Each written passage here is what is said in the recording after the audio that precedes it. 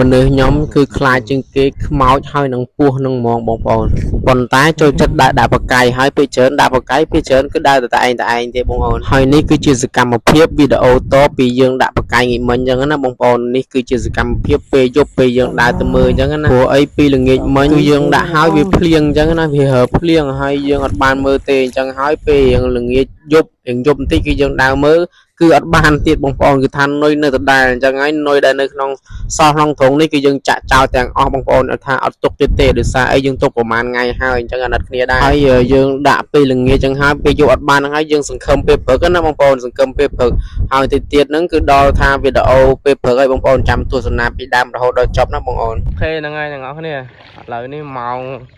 6 កន្លះហើយយើងទៅសាបកាយទេ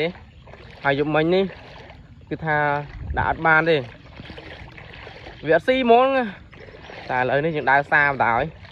ទាំងបានទេអស់នេះចាំទស្សនា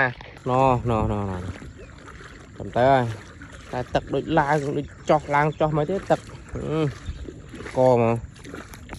ទៅហើយបងអូនទៅនេះដល់ប្លង់ហើយប៉ុន្តែឃើញបកៃនៅឈើវិញមេអើយដល់កហើយអត់មាននេះសោះអូចងាងអត់នុយនៅដែរនេះនោះមួយទៀតនុយនៅទៀតtrời ơi ជីវិតអើយជីវិតហេតុអ្វីក៏កំសត់ម្លេះចោលបាត់ទៅហើយមេអើយនេះបកៃប្រមាណហើយលេងទៅដល់ឃើញមួយហើយដោះបានហើយ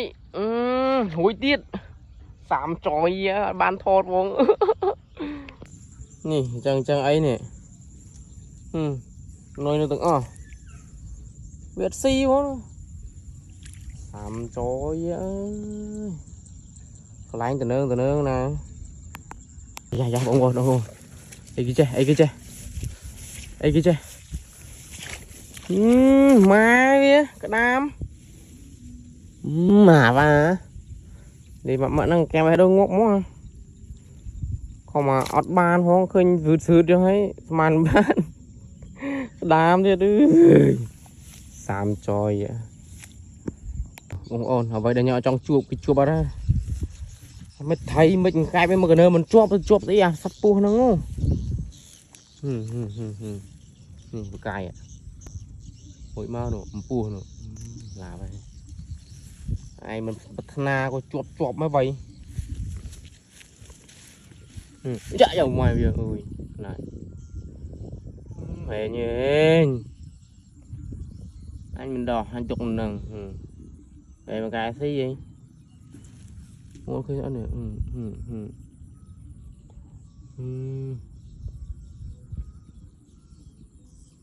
គេក៏ខ្លាចអញក៏ខ្លាចឯងណាអញដោះទេទុកនៅហ្នឹងទេឯងមុខម៉ែអញទៅបកៃចង់ក្រោយផងតោះទៅវិញទុកនៅហ្នឹងទេឯងធ្វើដែរហ្នឹងបងប្អូននេះ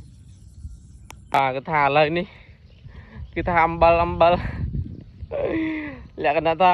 បកៃ22ដើមដៃមួយក៏មិនបានឲ្យបានតែពោះឥឡូវទុកទាំងបកៃទាំងអីនៅហ្នឹងអូខ្ញុំនិយាយទៅបកៃខ្ញុំមកភាសាចោលភាសាពោះច្រើន30ចយ